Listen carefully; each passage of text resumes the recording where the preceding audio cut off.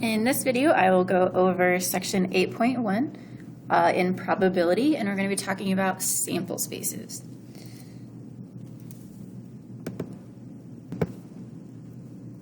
So a sample space is the set of all possible outcomes. And there's different ways that we can organize it. We can organize it in a list, or a table, or a tree diagram. So let's look at this in action here. So Maurice packs suits, shirts, and ties that can be mixed and matched. Using the packing list, draw a tree diagram to represent the sample space for the business suit combinations. So in our tree diagram,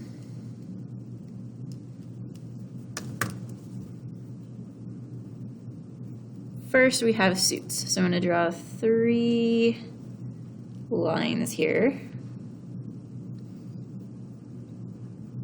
So we can either have a gray suit, which I'll just mark as a G, a black suit, or a khaki suit.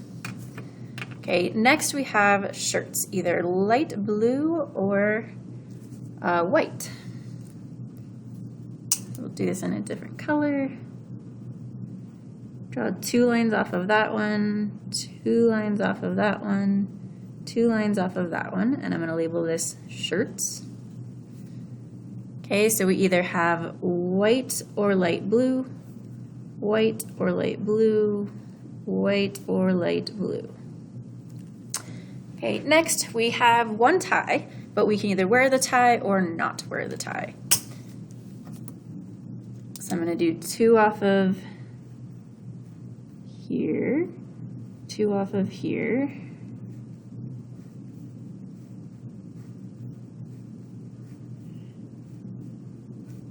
Okay, and we're just gonna have tie, no tie, and so on. All right, so we've labeled all the tie scenarios. Then each one of these represents one completed set. So going through there's these many outcomes, and I'm just gonna go through and put the pieces together. So we've got GWT, we have GWNT, we have GLBT,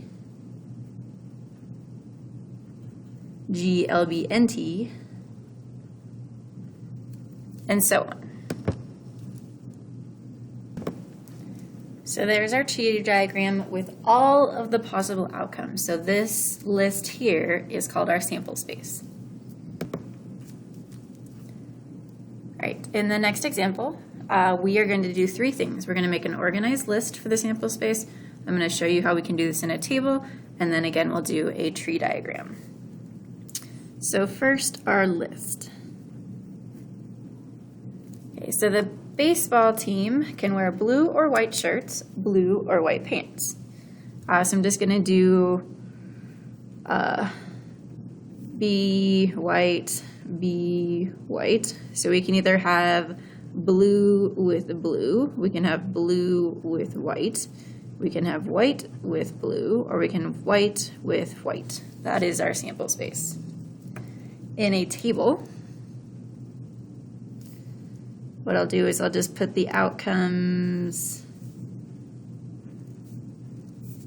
in a chart like this. So this is going to be, I'll do shirts here, doesn't really matter the order. Pants here, I'm going to have white and blue, and white and blue, again, either order. And then just match. So this is WW, this is WB, this is BW, and this is BB. And then our tree diagram. So for the tree diagram, let's say shirts can be blue or white, and then the pants can be blue or white, and then BB, BW, WB, WW. So I encourage you to try the next one. So this is how it's going to look like for this scenario. So either apple juice or milk, and then bottle or toddler cup. Next thing we're going to talk about is something called the fundamental counting principle. where the number of all possible outcomes for an experiment can be found by multiplying the number of possible outcomes from each stage.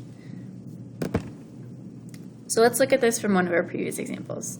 In our first situation here, if you count these, we have 12 different possible outcomes we came up with. Well, in each stage, in this first stage, we had 3 options. In this second, there was 2 kinds of shirts, and then either tie or no tie. And if you multiply, 3 times 2 is 6, times 2 is 12. That's the fundamental counting principle.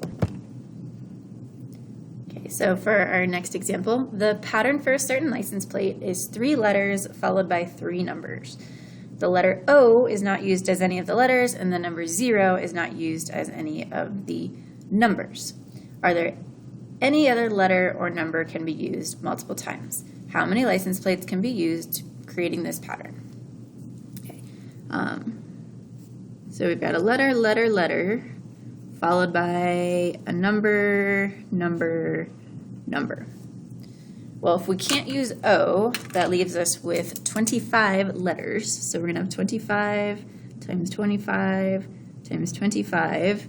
And then if we can't use 0, that leaves us with 9 numbers from 1 to 9.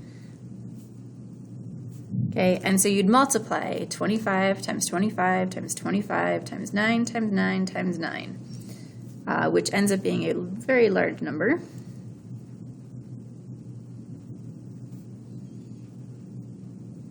So there are 11 million license plates that can be used for this. So I want you guys to try the next 2 and we'll review your answers. All right, so here we're simply just going to multiply these numbers together. Those are our different room options. We get 28,800. Here we multiply the numbers again together to get 360. So that is sample space.